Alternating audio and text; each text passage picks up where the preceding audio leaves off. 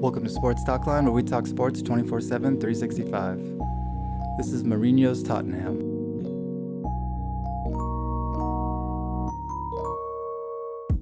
The name Jose Mourinho conjures up all kinds of descriptions in the football world.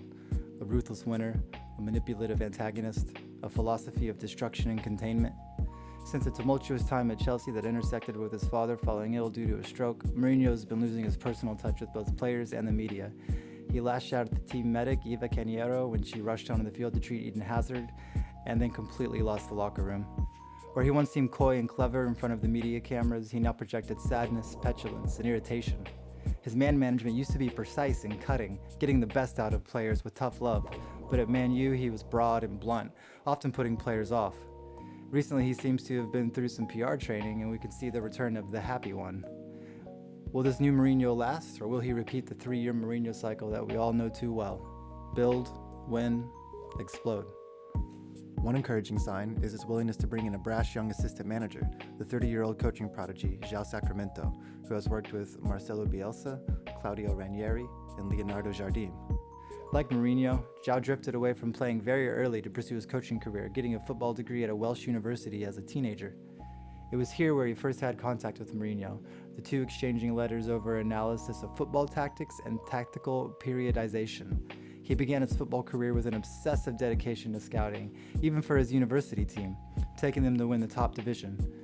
Mourinho has essentially hired himself at his best age, a reboot of himself when he won the Champions League with Porto. He seems to have finally dealt with the loss of his father by hiring a son. Mourinho takes over at Tottenham with many of the weapons he attempted to sign or openly admired earlier in his career. Harry Kane, Lucas Moura, Dele Alli, and Heung-min Son all caught the manager's eye at some point.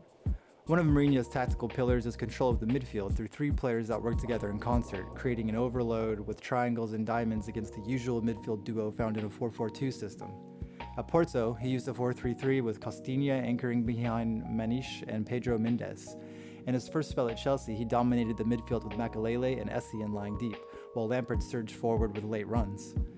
With Inter, he utilized the flexible nature and the adaptability of Zanetti, Schneider, and Cambiaso to great effect, playing them all over the midfield in rotation. At Real Madrid, he experimented with adding even more control to the midfield with the use of 2 holding pivot players, Sami Khedira and Xabi Alonso. His second spell at Chelsea saw him using Ramirez, Matic, and Oscar, while his Manchester United tenure saw him using a midfield 3 consisting of Pogba, Herrera, and Matic.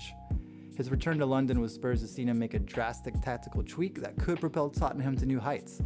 He's using the adaptability and endurance of Serge Aurier to play him at wingback, while Davies pinches in into a back 3 from left back to cover and provide support for the 2 holding mids.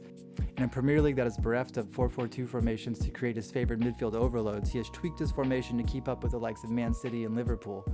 Mourinho's Tottenham team is tailor-made to exploit space on the counter-attacks, using the passing prowess of Alderweireld to launch long balls to Ali, Son, Kane, and Lucas, where they use Aurier as an outlet. The problem with late-era Poch lineups was his continued use of Dele Alli in a defensive position, which made sense at the time because of his athleticism and ability to launch long passes. Poch tried to run the attack through Eriksen at attacking mid because of his control-oriented philosophy. As seen against Bournemouth, however, Mourinho's Tottenham will use Ali's superior athleticism to create attacks on the counter, where Eriksen couldn't. Jose's use of Eriksen in a deep-lying position makes more sense, letting the Danish international play long passes with his delicate touch to play in the speed of Son, Ali, and Moura. Before signing at Tottenham Hotspur, he was offered $16 million by Real Madrid not to sign with them. Obviously, they were thinking that he could do something big with them in the Champions League.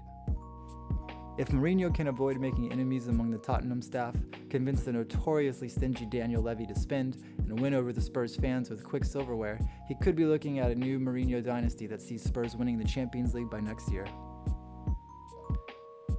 This has been Lee with Sports Talk Line. Thanks for tuning in.